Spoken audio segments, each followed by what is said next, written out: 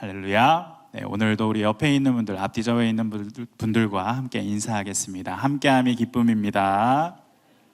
네, 함께함이 기쁨입니다. 하나님께서 설계하신 결혼이 과연 뭘까?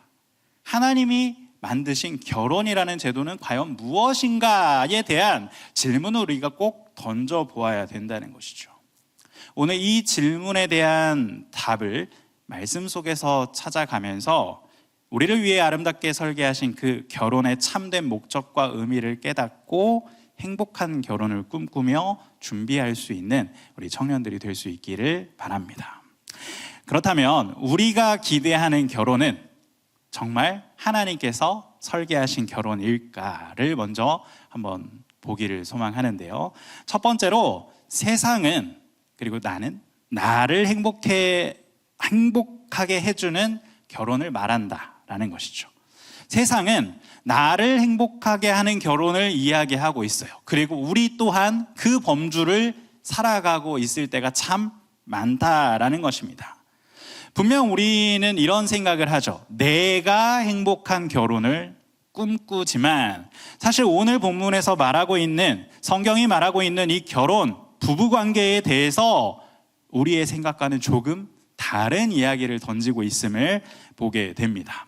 오늘 우리가 처음 읽었던 본문 5장 21절 첫 번째부터 주님은 우리에게 이렇게 말씀하고 있다는 것이죠. 우리 함께 읽어볼까요? 시작. 그리스도를 경외함으로 피차 복종하라. 자, 여러분, 누구 한 명에게 던진 게 아닙니다. 피차 복종하라. 서로에게요. 남편에게, 아내에게. 물론 이 말씀 이후에 남편들에게, 아내들에게 세부적으로 던지는 말씀 속에서 아내들에게, 남편에게 복종하라라는 말씀도 있지만, 분명 주님께서는 남편과 아내의 역할을 말씀하시기 이전에 먼저 피차, 서로 남편과 아내 모두에게 무엇하라라고 말씀하신다고요? 서로 복종하라라고 말씀한다는 것이죠.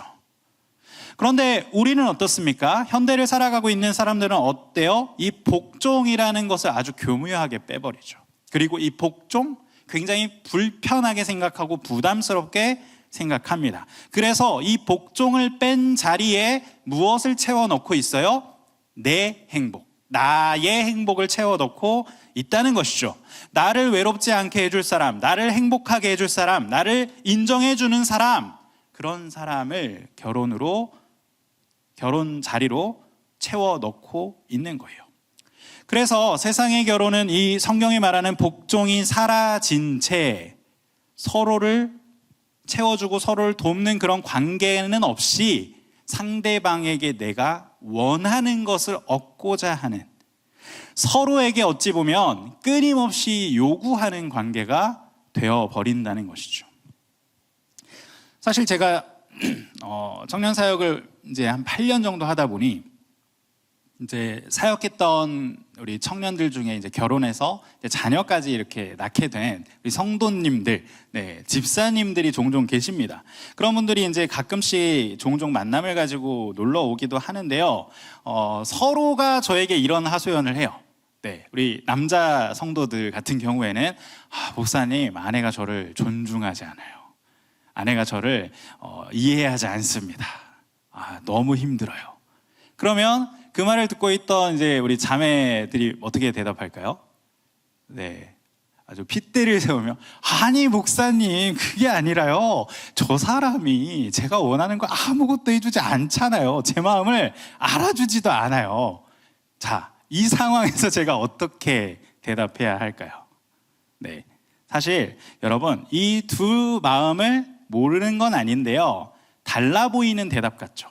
뭔가 달라 보이는 대답인데 결국 본질은 하나예요. 왜 너는 나를 만족시켜주지 않느냐거든요. 왜 내가 원하는 것을 해주지 않느냐가 사실은 이 대답의 공통점이에요. 세상은, 혹은 우리가 지금 꿈꾸고 있는 결혼은 나에게 있기 때문에 어찌 보면 이러한 하소연은 당연하다는 것이죠. 그런데 여러분, 이 바울이 지금 이야기하고 있는 피차 복종하라라고 하는 이 단어는요, 어찌 보면 군사 용어입니다. 군사 용어. 무엇 아래에 배치하다, 그러니까 배속하다라는 뜻이 있는 단어인데요. 문법적으로도 보면 현재 분사 중간태, 수동태로 쓰인 그런 단어예요. 즉 억지로 막 굴복당해서 배치되는 게 아니라 상대방의 유익을 위해 나 자신이 스스로 어떻게 해요? 그 사람 아래에 들어가는 그러한 것이 바로 이 복종하다라는 단어예요. 자, 빌립보서 2장 3절에서도 오직 겸손한 마음으로 각각 자기보다 남을 낮게 여기고라고 말하고 있는 것처럼 하나님께서는 우리가 각자에게 서로 이러한 마음을 품기를, 그리고 부부가 결혼 안에서 맺어진 부부가 바로 서로 피차 복종, 나를 상대방보다 낮게 여겨서 내가 스스로 저 사람을 위해 낮아지는 모습을 가지라고 말하고 있다는 것이죠. 그런데 이렇게 말씀하신 주님께서 우리에게 말하고 계신 이 복종은 저 멀리 던져버린 채 어떻게 생각해요? 상대방을 내가 원하는 것을 채울 수 있는 사람으로, 아니 어찌 보면 조건으로 그렇게 내가 사용하고 있지는 않은지를 이해해봐야 된다는 것이죠. 팀 켈러 목사님의 그 결혼을 말하다 책에서 그래서 우리가 기대하는, 우리들이 지금 기대하고 있는 결혼에 대해서 아주 전곡을 찌르는 말씀이 하나 있었어요. 결혼은 당신의 이기심을 드러내기 위해 존재한다. 즉 내 만족, 내 유익, 내 즐거움, 내 행복을 채우기 위해 그렇게 오늘날 결혼을 이용하고 있다는 것이죠. 맞는 말이에요. 왜 서로 다투고, 왜 서로 싸우고, 왜 서로 감정이 상할까요? 야고보서 4장 1절에서는 그 문제를 이렇게 이야기하고 있습니다. 같이 한번 읽어볼게요. 시작. 너희 중에 싸움이 어디로부터, 다툼이 어디로부터냐? 너희 지체 중에서 싸우는 정욕으로부터 나는 것이 아니냐? 자, 서로가 다투는 이유, 부부가 갈등하는 본질적 이유는 사실 상대방이 부족해서가 결코 아니라는 거죠. 상대방이 부족해서 우리가 다투는 게 아니라는 거예요. 무엇 때문에 다툰대요?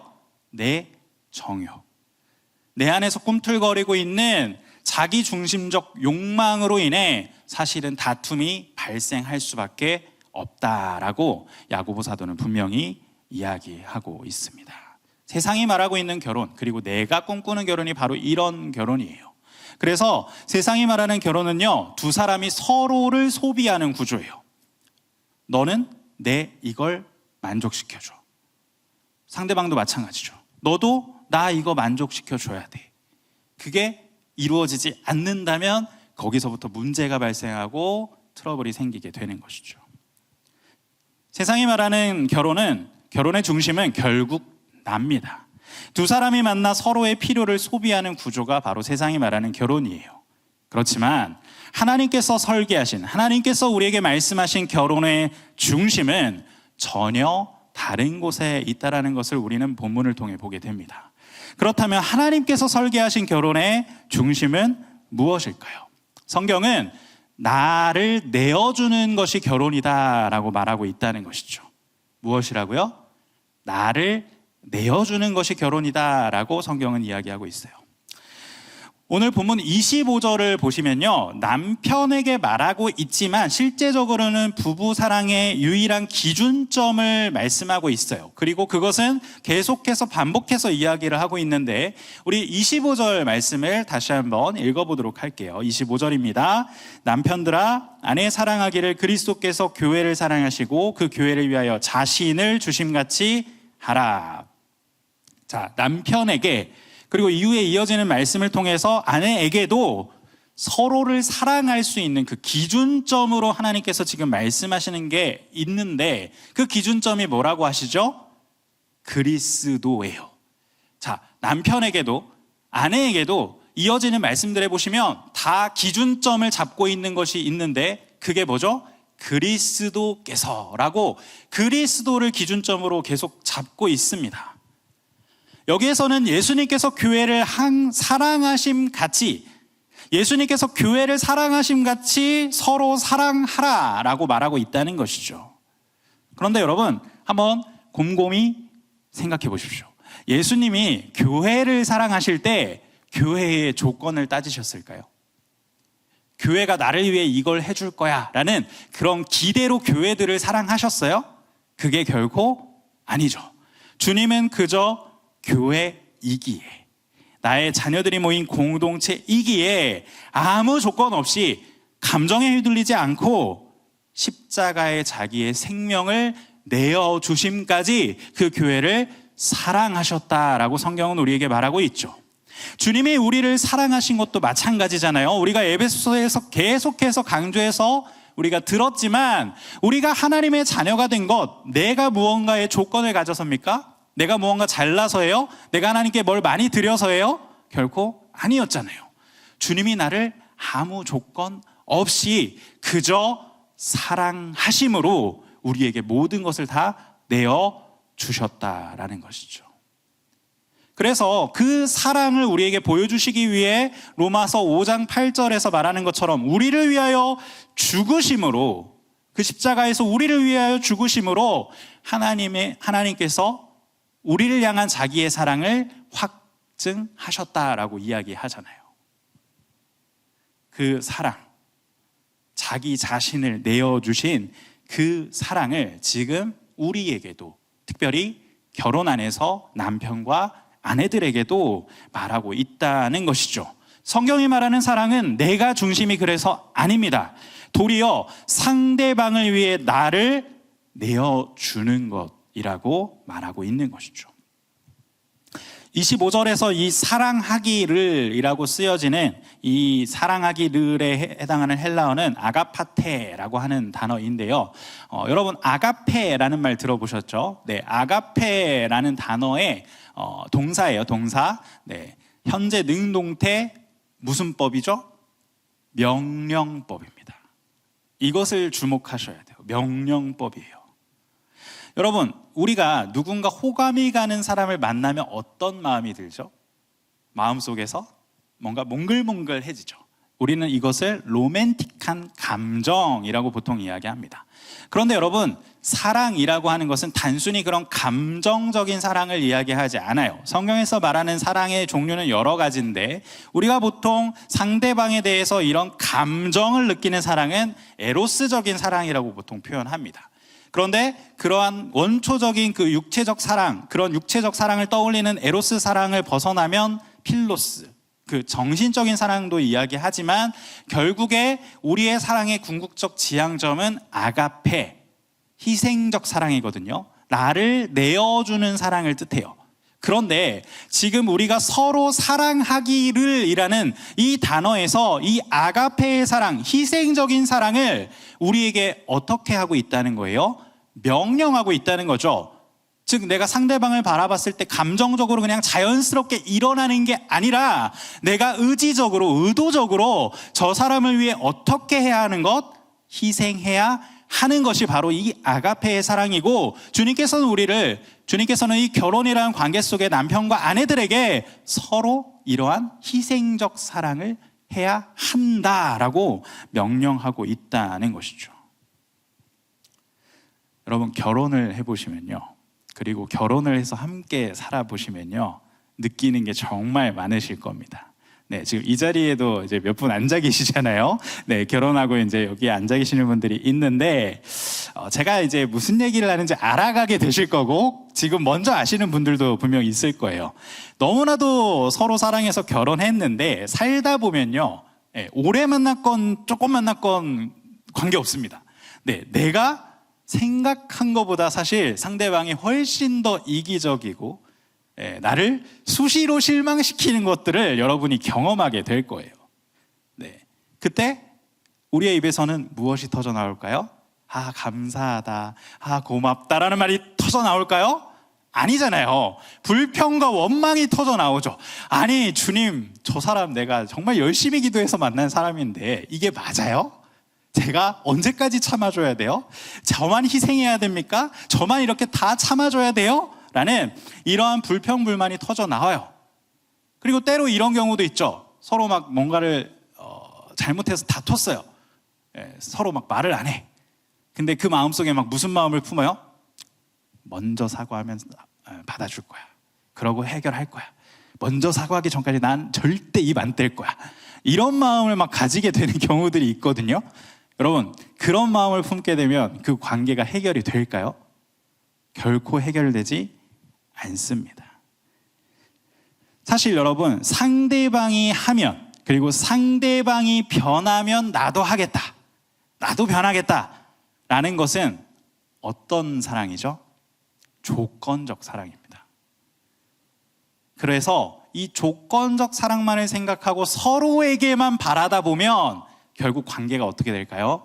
굉장히 냉랭해져요. 차갑게 식어버립니다. 이때에 우리는 요한일서 4장 10절에서 11절 말씀을 꼭 떠올려 보아야 돼요. 분명히 이런 일이 없을 수 없을 거예요. 이런 일이 없을 수 없기에 여러분이 그런 상황에 놓였다 그러면 우리가 꼭 이 말씀을 기억해 내셔야 합니다.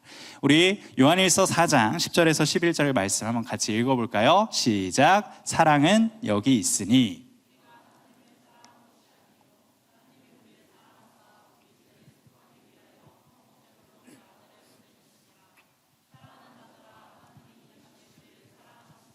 우리도 서로 사랑하는 것이 마땅하도다. 아멘. 참된 사랑은 상대가 나를 먼저 사랑했기 때문에 사랑하는 게 아니에요. 내가 먼저 상대를 위해 나를 내어주는 것에서부터 출발합니다. 성경적 결혼의 중심은요, 그래서 나의 행복이 아니라 도리어 나의 내어줌입니다. 내 행복을 얻어내기 위한 계약이 결혼이 아니라 십자가의 은혜로 나를 먼저 내어주는 언약이 바로 주님이 설계하신 결혼이라는 것을 우리는 기억해야 됩니다. 그런데 우리는 여기서 이제 마지막 질문을 한번 던져보아야 할 거예요. 그러면 왜 하나님께서는 이 고통스러운 자기 내어줌이라는 것을 이 결혼이라는 제도 안에서 우리에게 지금 요구하고 계신 걸까? 명령하고 있는 걸까요? 단순히 착하게 살라고 하는, 도덕적으로 그냥 그렇게 선한 모습을 가지라고 하는 그런 요구가 결코 아니에요. 여기에는 주님이 결혼에 담아두신 큰 계획이 있음을 우리가 발견하게 되는데요. 마지막으로 하나님께서 설계하신 결혼은요, 행복이 아니라 거룩을 만드는 하나님의 도구라는 것을 우리는 말씀을 통해 보게 됩니다. 하나님이 이 결혼이라는 제도를 남자와 여자, 자신이 창조하신 피조물에게 허락하신 가장 중요한 목적과 이유를 오늘 이 에베소서 5장 26절에서 27절이 명확하게 설명하고 있다는 것이죠. 자, 26절에서 27절 말씀 같이 읽습니다. 이는 곧 물로 씻어 말씀으로 깨끗하게 하사 거룩하게 하시고 자기 앞에 영광스러운 교회로 세우사 티나 주름 잡힌 것이나 이런 것들이 없이 거룩하고 흠이 없게 하려 하심이라. 아멘. 하나님이 남자와 여자 서로를 부부로 맺어서 결혼하게 하신 궁극적인 이유가 무엇이라고요? 하나님이 설계하신 결혼의 중심은 우리의 행복이 아닌 우리의 거룩이라는 겁니다. 사실 이 거룩에 따라오는 부속 같은 것이 행복이에요. 순서가 반대죠.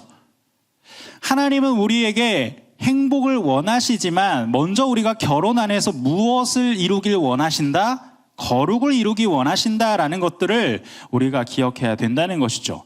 26절에서 이 거룩하게 하시고라고 쓰이는 이 헬라어는 여러분 많이 들어본 적이 있을 거예요. 하기오스. 그래서 우리 신학생들은 이 단어를 어떻게 외우냐면요, 거룩하게 하기요, 이렇게 외우거든요. 하기오스라고 하는 이 단어가 이 거룩하다라는 뜻인데요. 이 거룩, 철저하게 세상과 구별돼서 하나님께 속했다, 하나님의 것이다라는 것을 뜻하는 단어잖아요. 주님께서 우리를 결혼으로 묶으신 이유는 결혼이라는 제도 안에 남자와 여자를 이렇게 하나 되게 하심은 이 거룩을 위한 것이다 라는 것이죠. 결혼을 하면요, 참 놀라운 일들이 매일매일 벌어집니다. 연애할 때는 결코 볼 수 없었던 서로의 티끌을 아주 적나라하게 보게 돼요. 제가 아까 서두에 말했듯이 저는 저희 아내와 7년을 교제했습니다. 정말 긴 시간 함께 했잖아요. 사실 거의 모든 걸 안다라고 생각할 정도로 저는 제 스스로 굉장히 오래 사귀었다라고 생각했어요. 그런데 결혼하고 나니까요, 보이는 것들이 또 있더라고요. 새롭게 발견되는 것들이 있더라고요. 네, 제가 전에 설교 때도 얘기했죠. 네, 휴지 거는 방향, 네, 치약 짜는 거, 네, 이런 거는 결혼하기 전엔 진짜 전혀 몰라요. 알 수가 없죠.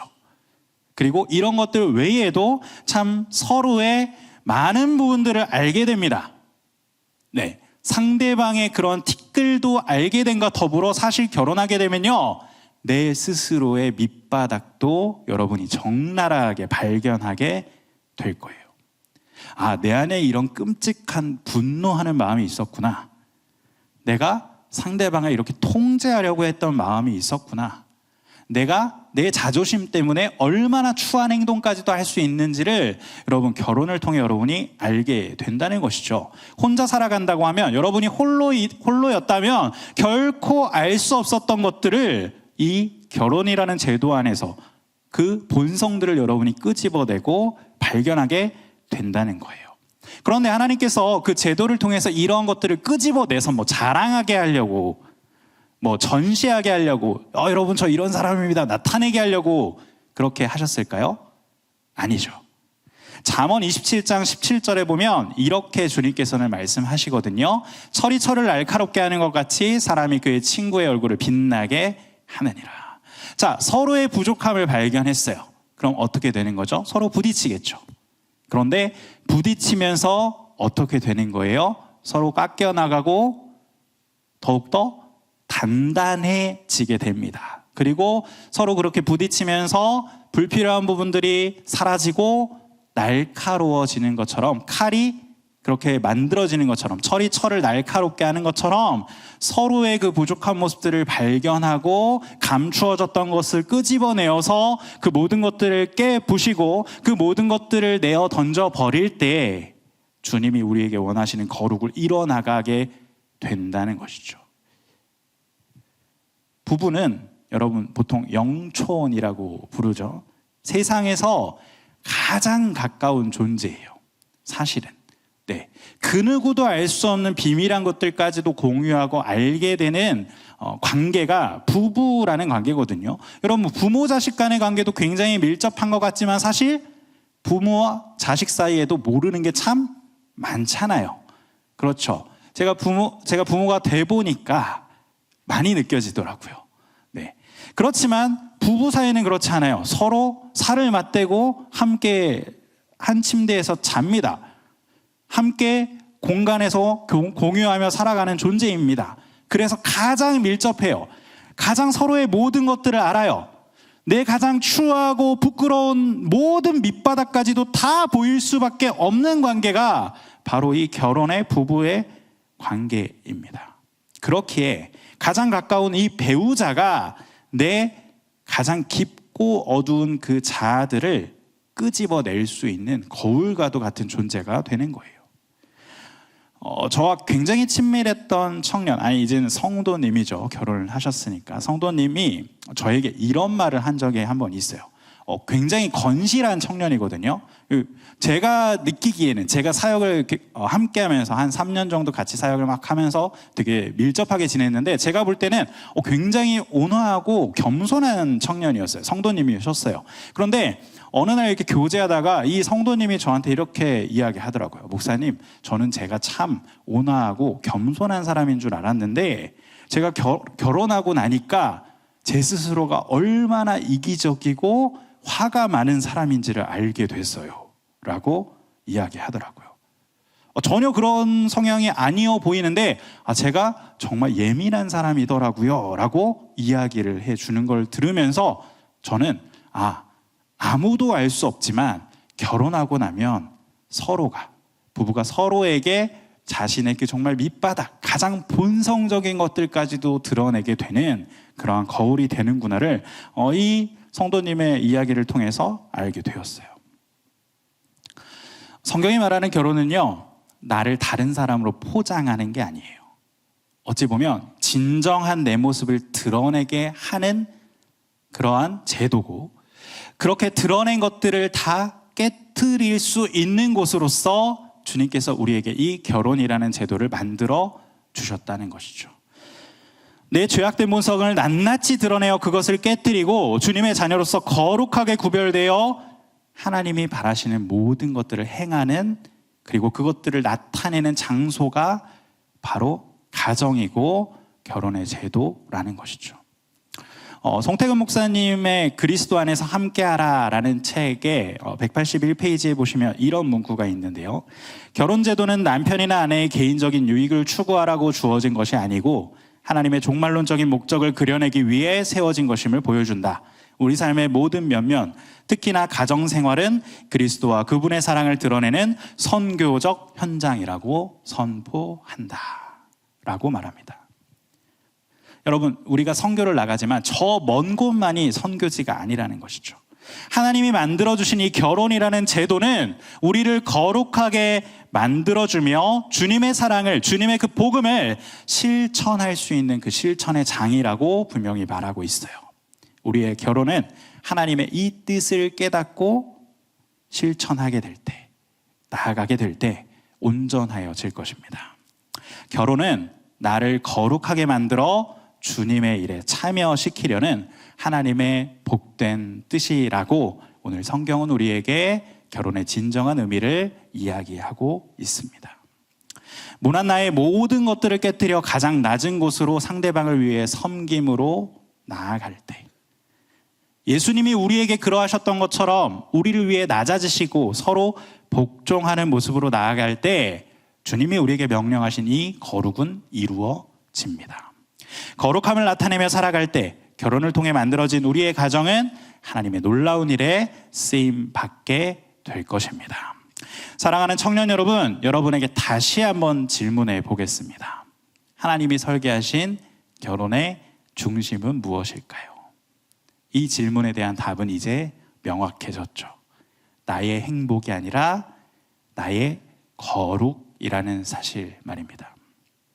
좋은 배우자를 만나는 것이 내 인생을 바꾸는 것이 아니라 내가 복음으로 변화되어 좋은 배우자가 될 때 주님의 거룩이 그 결혼이라는 제도 안에서, 우리의 가정 안에서 이루어질 줄 믿습니다.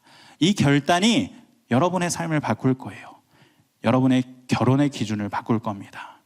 저 사람이 나를 행복하게 해줄까가 아니라 나는 저 사람을 위해 기꺼이 나를 내어줄 준비가 됐는가로 여러분의 질문이 바뀌게 될 거예요.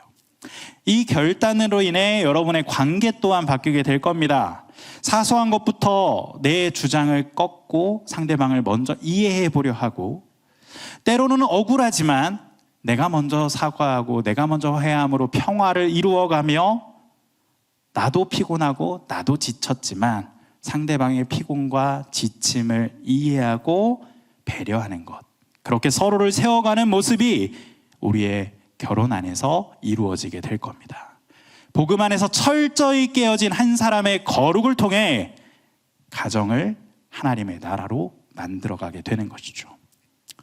좋은 사람, 좋은 배우자, 완벽한 배우자를 만난다고 내 인생의 문제가 해결되는 것이 아님을 기억하면서 내가 먼저 복음 안에서 깨어지고 변화될 때 비로소 나의 가정이, 내가 꿈꾸는 결혼이 하나님의 그 설계 안에 있게 됨을 기억하시면서 주님이 우리를 사랑하신 것처럼 나를 내어주는 사랑, 남편이 아내가 서로 예수 그리스도를 닮아가는 아름다운 모습으로 거룩을 이루어갈 때 성경이 말하는 복된 결혼이 우리에게 임할 줄 믿습니다. 하나님이 설계하신 이 결혼이 이 자리에 있는 우리 모든 청년들의 결혼의 현장 가운데 있기를 다시 한번 축복을 드립니다.